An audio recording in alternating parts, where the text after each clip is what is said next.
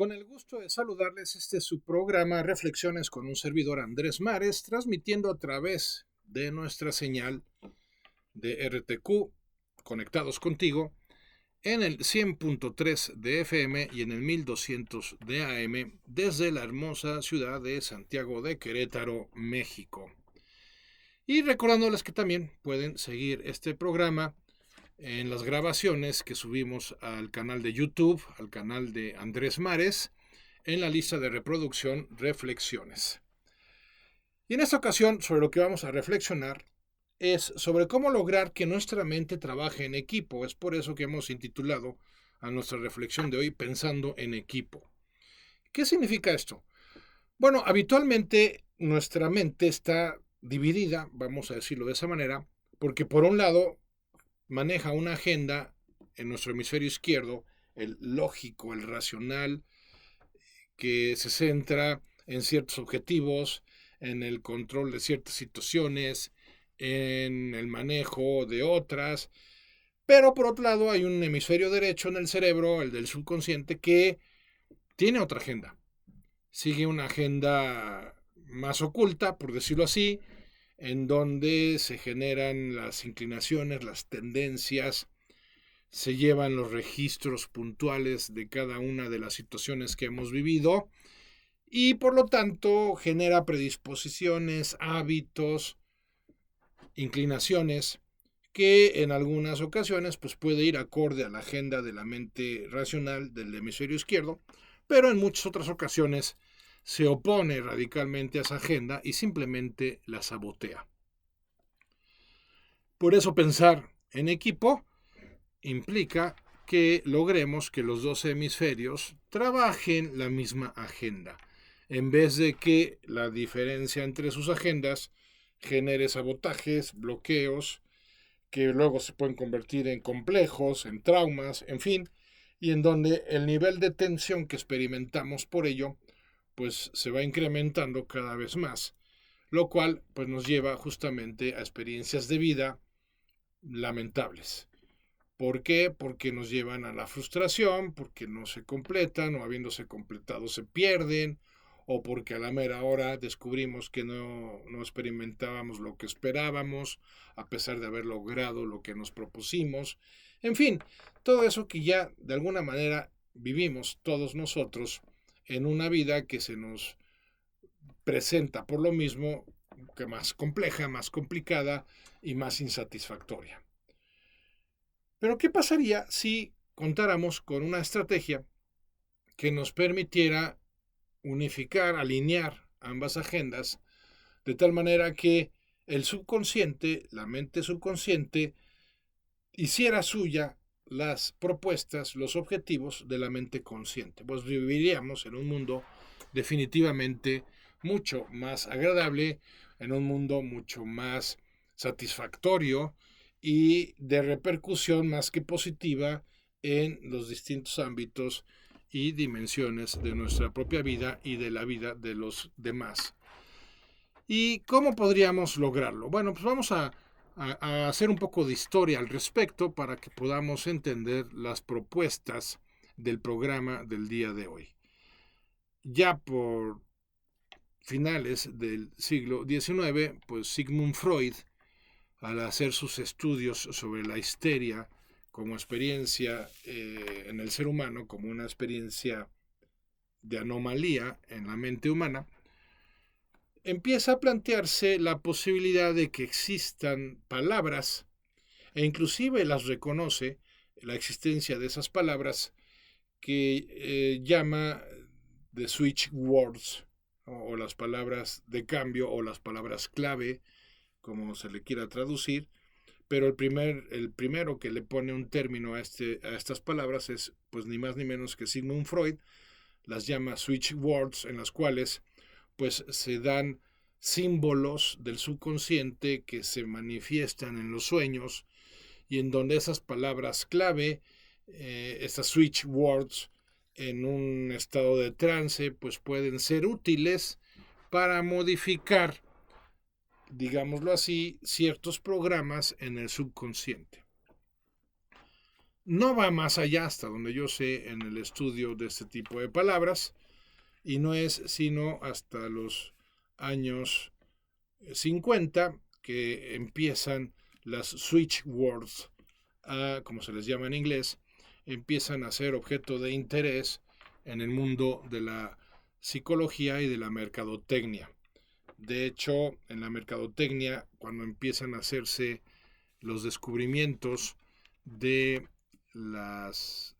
imágenes subliminales, pues es cuando empiezan a retomarse las switch words o las palabras clave para ver si existen palabras que puedan de alguna manera pues permear en el subconsciente, introducirse al subconsciente de los consumidores, que promuevan por lo mismo pues la adquisición y consumo de ciertos bienes y servicios. Y entonces es cuando surgen pues, los famosos slogans, que son términos gatilleros, por decirlo así, términos que se echan sus raíces en nuestro subconsciente y nos conectan con cierta marca. Por ejemplo, el eslogan de Kodak, aquella empresa otrora fabricante de cámaras y películas de fotografía,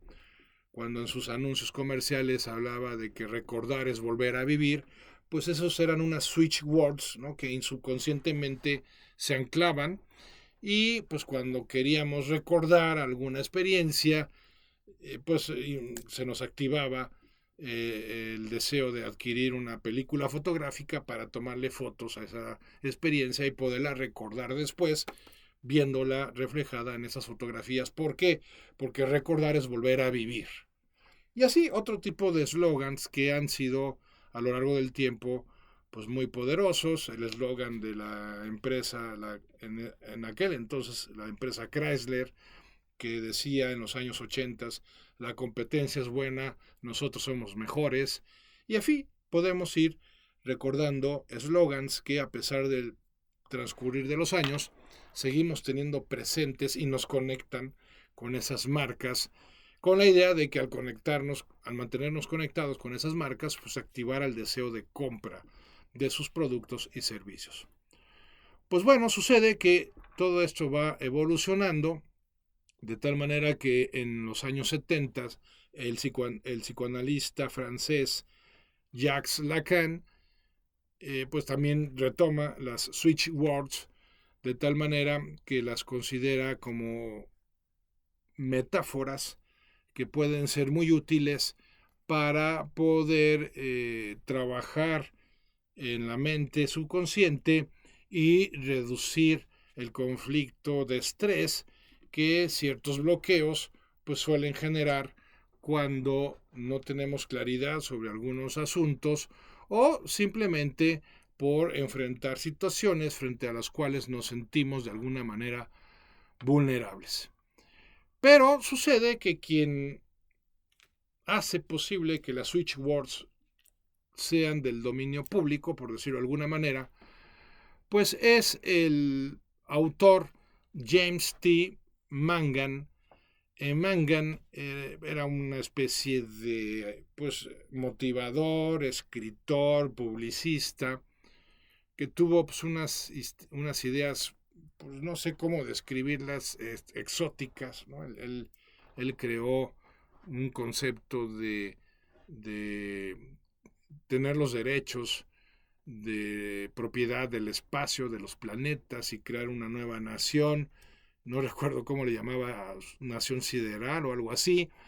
Pero bueno, el hecho es que él, en su libro,